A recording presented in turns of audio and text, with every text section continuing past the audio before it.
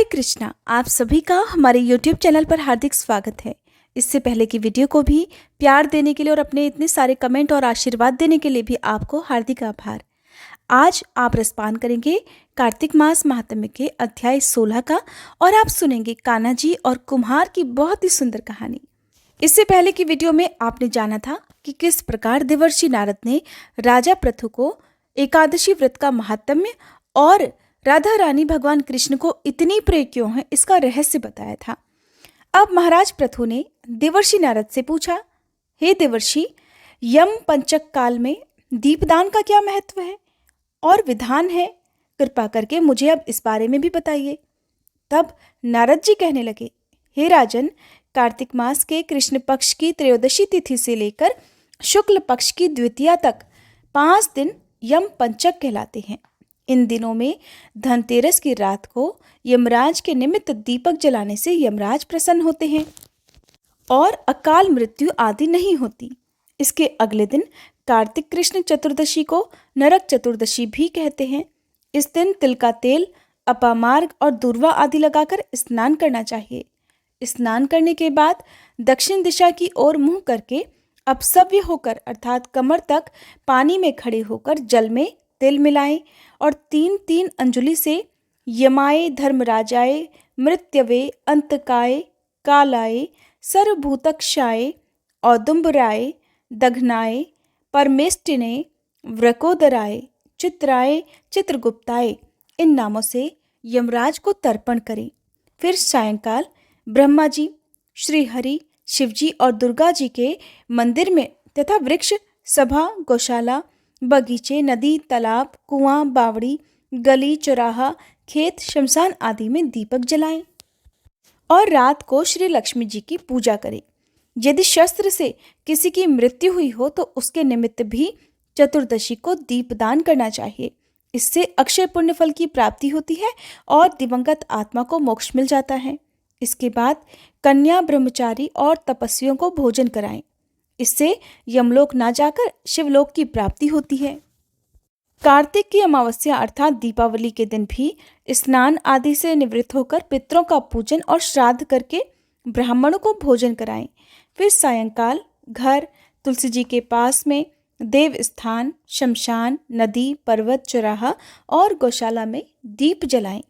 फिर लक्ष्मी जी की स्तुति करके उनको जगाएं। जिस प्रकार पतिव्रता स्त्री अपने पति से पहले जागती है, उसी प्रकार लक्ष्मी जी भी भगवान से 12 दिन पहले जाग जाती हैं। अमावस्या को दिन में बालक, वृद्ध और रोगियों को छोड़कर अन्य किसी को भोजन नहीं करना चाहिए। सायंकाल लक्ष्मी जी का पूजन करने के बाद ही भोजन करें। घर को फूल माला आदि से सजाकर सारे घर में दीपमाला जलानी चाहिए। घर के सभी स्त्री पुरुष नवीन वस्त्र धारण करें और समस्त रात्रि लक्ष्मी जी के समक्ष नृत्य गीत आदि करके हर्षोल्लास से बिताएं। घर में समस्त रात्रि दीपक जलना चाहिए। उस रात को लक्ष्मी जी सभी घरों में घूमती हैं और जो घर सबसे अधिक सुंदर और रमणीक होता है, जिस घर में सुख शांति होती है, जिस घर में कलह क्लेश नहीं होता है, जिस घर में सभी बड़े बुजुर्गों का सम्मान किया जाता है, उसी घर में लक्ष्मी जी लंबे समय तक निवास करती हैं। एक पहर रात्रि शेष रहने पर दरिद्र रूप घर का कूड़ा करकट सूप यानी कि छाछ में या पुराने पंखे पर रखकर बाहर फेंक देना चाहिए। ऐसा करने से वह घर धन धान्य से परिपूर्ण रहता है। दीपावली के अगले दिन गोबर का गोवर्धन बनाकर बंधु बांधवों सहित गोवर्धन की पूजा करें और ब्राह्मणों को भोजन कराएं। स्वयं भी नए अन्न का भोजन करें। भगवान कृष्ण ने देवराज इंद्र का मान मर्दन करके गोवर्धन पर्वत की पूजा इसी दिन की थी। सायंकाल के समय गऊ तथा वृषभ अर्थात बैल की पूजा करें और अपने परिवार के भरण पोषण और रक्षा करने के लिए उनसे प्रार्थना करें। इसी दिन शाम के समय बलि और उनकी पत्नी विंध्यावली की मूर्ति बनाकर पूजन और दान आदि काम करने से परिवार में सुख और समृद्धि बनी रहती है। दीपावली की रात को घर सजाने, दीप मालिकाएं जलाने और महालक्ष्मी पूजन के बारे में विस्तार पूर्वक बतलाते हुए देवर्षि नारद ने कहा, हे राजा पृथु, कार्तिक कृष्ण अमावस्या को दीप मालिका करने से दरिद्रता का विनाश होकर संपन्नता आती है। इस संबंध में एक इतिहास सुनाता हूँ, ध्यान से सुनो। थुरसैन देश में सत्य शर्मा नाम का एक अत्यंत दरिद्र ब्राह्मण था। उसके मन में एकमात्र यही कामना थी कि अगर मेरे पास धन हो तो मैं उसे यज्ञ, दान, पूजा पाठ आदि कामों में व्यय करूं। अपनी दरिद्रता के निवारण का उपाय पूछने पर एक दिन एक विद्वान ने उसे बताया कि तुम शिवजी की आराधना करो। ब्राह्मण सत्य शर्मा ने सच्चे हृदय से भगवान शिव की उपासना आरंभ कर दी। 1 वर्ष बीतने पर शिवजी एक ब्राह्मण का रूप धरकर उसके पास आए और बोले, हे विप्र, धन प्राप्ति के लिए तुम राजा के पास जाकर उससे वरदान मांगो कि कार्तिक की अमावस्या को तुम्हारे सिवाय अपने घर में कोई भी दीप न जलाए। ब्राह्मण ने ऐसा ही किया। वह राजा के महल में पहुंचा और राजा को सारी बात बताई। राजा ने उसकी बात स्वीकार करके कार्तिक कृष्ण चतुर्दशी को सारे नगर में ढिंढोरा पिटवा दिया कि अमावस्या को कोई भी अपने घर में दीपक न जलावे। राजा की आज्ञा मानकर अमावस्या की रात्रि को किसी ने भी दीपक नहीं जलाया। जब रात को लक्ष्मी जी नगर में आई तो देखा कि समस्त नगर में अंधेरा है, मगर एक ब्राह्मण का घर खूब सजा हुआ है और दीपमाला से जगमग हो रहा है। लक्ष्मी जी प्रसन्न होकर उस घर में प्रवेश करने लगी। लक्ष्मी जी को अपने घर में प्रवेश करते देखकर सत्य शर्मा उनका मार्ग रोककर खड़ा हो गया और कहने लगा, हे भद्रे, तुम्हारे पति तो अति कठोर हैं और तुम अत्यंत चंचल हो, इसलिए हमारे घर में प्रवेश मत करो। तब लक्ष्मी जी कहने लगी, श्री हरि तो इस समय शयन कर रहे हैं, इस कारण निश्चय ही मैं तुम्हारे घर में निवास करूंगी। ये सुनकर ब्राह्मण ने कहा, अगर आप इस बात की शपथ लो कि मेरी 3 पीढ़ियों तक आप इसी घर में स्थायी निवास करोगी, तब तो आप इस घर में प्रवेश कर सकती हो, अन्यथा नहीं। लक्ष्मी जी कहने लगी, अगर तुम मेरा विधिवत पूजन करते रहोगे तो निश्चय ही मैं तुम्हारे घर में वास करूंगी। ये सुनकर ब्राह्मण ने पूछा, देवी, तब तो आप ही बताइए कि किस विधि से मैं आपका पूजन करूं और आप मुझे इसका पूरा विधि विधान बताइए। तब लक्ष्मी जी कहने लगी, हे ब्राह्मण, प्रतिवर्ष कार्तिक मास की अमावस्या को प्रातःकाल स्नान आदि से निवृत्त होकर देवताओं और पितरों का पूजन करो। दिन के तीसरे पहर में श्राद्ध करके ब्राह्मणों को सुंदर पकवानों का भोजन कराओ। प्रदोष के समय दीप माला करो। तुलसी जी के समीप ब्राह्मण के घर में देव मंदिर, चौराहे, शमशान और गौशाला में अनेक दीप जलाओ। इस दिन बालक, वृद्ध और रोगी के अलावा अन्य कोई भोजन ना करे। सायंकाल स्वस्ति वाचन पूर्वक गणेश जी और कुबेर जी का पूजन करके संकल्प करो।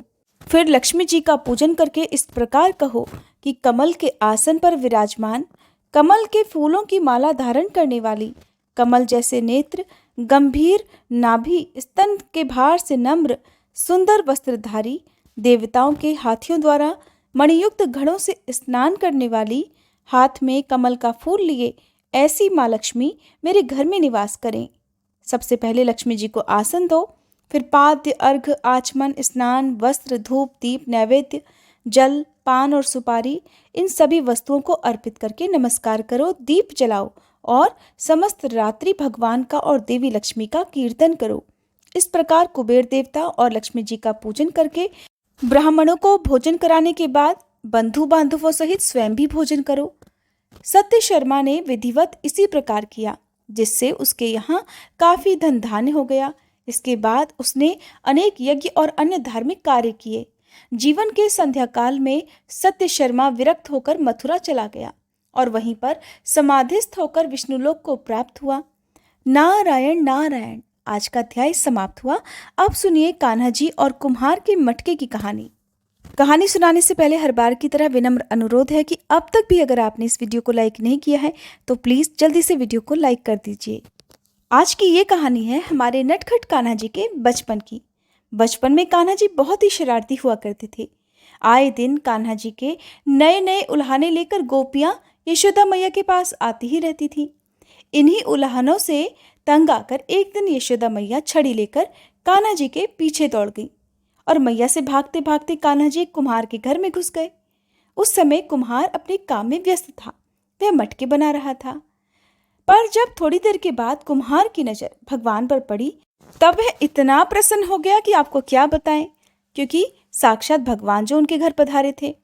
कुम्हार बड़ा प्रसन्न हुआ और वह कान्हा जी के पास गया और कान्हा जी से कहा कि कान्हा जी, कैसे आना हुआ? तो कान्हा जी बोले, कुम्हार जी, मेरी मैया बहुत गुस्सा कर रही है और छड़ी लेकर मुझे ढूंढ रही है। कुम्हार समझ गया कि आज जरूर फिर से नटखट कन्हैया ने कोई शरारत की होगी। कन्हैया जी कहने लगे, कुम्हार जी, थोड़ी देर के लिए ही सही मुझे कहीं छुपा लीजिए। तब कुम्हार भगवान श्री कृष्ण के अवतार स्वरूप से ज्ञात तो था। उसने तुरंत ही कान्हा जी को एक बड़े से मिट्टी के घड़े के नीचे छुपा दिया। कान्हा जी मजे से छुप गए। थोड़ी देर के बाद यशोदा मैया हाथ में छड़ी लेकर वहीं आ गई और आकर कुम्हार से पूछा, क्यों रे कुम्हार, क्या तूने मेरे कान्हा को देखा है? तो कुम्हार कहने लगा, नहीं मैया, मैंने नहीं देखा। कुम्हार और यशोदा मैया के बीच में हो रही इस बातचीत को कान्हा जी बड़े गौर से सुन रहे थे। कुम्हार ने यशोदा जी से मना कर दिया कि उन्होंने कान्हा जी को नहीं देखा, तो यशोदा मैया ने कुम्हार की बात पर विश्वास कर लिया और वहां से चली गई। तब मटके के नीचे छुपे हुए कान्हा जी बोले, कुम्हार जी, अगर मेरी मैया चली गई हो तो मुझे इस मटके से बाहर निकालिए। कुम्हार बोला, बहुत चालाक था, कहने लगा, ऐसे नहीं भगवान, पहले आपको मुझे वचन देना होगा कि आप मुझे 84 लाख योनियों के बंधन से मुक्त कर देंगे। मटके के नीचे छुपे हुए कान्हा जी मंद मंद मुस्कुराए, सोचने लगे कि बड़ा चालाक कुम्हार है। कहने लगे, ठीक है, मैं तुम्हें वचन देता हूँ कि मैं तुम्हें 84 लाख योनियों के बंधन से मुक्ति दे दूंगा। कन्हैया जी कहने लगे, अब तो मुझे बाहर निकाल दो। तो कुम्हार बोला, मुझ अकेले को नहीं महाप्रभु, मेरे पूरे परिवार को भी। अगर आप मेरे पूरे परिवार को भी 84 लाख योनियों के बंधन से मुक्त करने का वचन देते हैं तो ही मैं आपको इस घड़े से बाहर निकालूंगा। कुम्हार की बात सुनकर कान्हा जी बोले, ठीक है भैया, मैं तुम्हें तुम्हारे परिवार सहित 84 लाख योनियों के बंधन से मुक्त करने का वचन देता हूँ, अब तो बाहर निकाल दो। तो कुम्हार कहने लगा, बस प्रभु जी, एक और विनती है, उसे भी पूरा करने का वचन दे दो तो ही मैं आपको घड़े से बाहर निकाल लूंगा। कान्हा जी सोचने लगे, है तो सचमुच चालाक, अब तो मुझे इसकी एक और विनती सुननी होगी, इसे एक और वचन देना होगा। कान्हा जी कोई मजबूरी में उसकी पुकार नहीं सुन रहे थे, कोई मजबूरी में उस कुम्हार को वचन नहीं दे रहे थे, बल्कि कान्हा जी तो जानते थे कि कुम्हार उनका अनन्य भक्त है और आज हाथ में आए हुए इस अवसर को वो कुम्हार कभी भी खाली नहीं जाने देगा। कान्हा जी बहुत प्रसन्न थे। तो कान्हा जी मटके के नीचे से कहने लगे, अच्छा अब बताओ और क्या चाहते हो? तो कुम्हार ने कहा, हे प्रभु जी, जिस घड़े के नीचे आप छुपे हुए हैं उस घड़े को बनाने के लिए लाई गई मिट्टी मेरे बैलों पर लाद कर लाई है। आप मेरे उन बैलों को भी 84 लाख योनियों के बंधन से मुक्त करने का वचन दे दीजिए। कान्हा जी ने सुना तो विचार किया कि ये कुम्हार तो न केवल अपने परिवार के लिए बल्कि प्राणियों के लिए भी और बेजुबान प्राणियों के लिए भी अपने मन में इतना प्रेम रखता है, इतना स्नेह रखता है और उनकी भी इसे चिंता है। तो कुम्हार का पशुओं के प्रति प्रेम देखकर उन बैलों को भी मोक्ष देने का वचन कान्हा जी ने दे दिया। कान्हा जी बोले, लो, तुम्हारी सभी इच्छाएं मैंने पूरी कर दी, अब तो मुझे इस घड़े से बाहर निकाल दो। तब कुम्हार बोला, अभी नहीं भगवान, बस एक अंतिम इच्छा और रह गई है, और वो ये है कि जो भी जीव हम दोनों के बीच हुए इस संवाद को सुनेगा, हम दोनों ने जो भी बात की है उसे सुनेगा, उसे भी आप इस जन्म और मृत्यु के चक्कर से मुक्त कर देंगे। बस ये वचन और दे दीजिए, तभी मैं आपको इस मटके से बाहर निकाल लूंगा। कुम्हार की इस सच्ची प्रेम भावना को देखकर कान्हा जी बहुत प्रसन्न हुए और उन्होंने उस कुम्हार को तथास्तु कह दिया। फिर जाकर कहीं कुम्हार ने कान्हा जी को मटके से बाहर निकाला, फिर उन्हें साष्टांग प्रणाम करके उनके चरण धोए और वह चरण अमृत प्राशन करके अपने पूरे घर में उसका छिड़काव किया। अंत में वह कुम्हार प्रभु के गले लगकर इतना रोया कि उनमें ही विलीन हो गया। प्रेम से बोलिए, कृष्ण कन्हैया की जय। उस कुम्हार ने अनजाने में ही हम सभी के लिए भी प्रार्थना की थी, इसलिए हम सभी को उस कुम्हार का भी धन्यवाद करना चाहिए, क्योंकि आज हम सब ने भगवान कृष्ण की इस अद्भुत कथा का रसपान जो किया है। कैसी लगी आपको ये कहानी, मुझे कमेंट करके जरूर बताइएगा।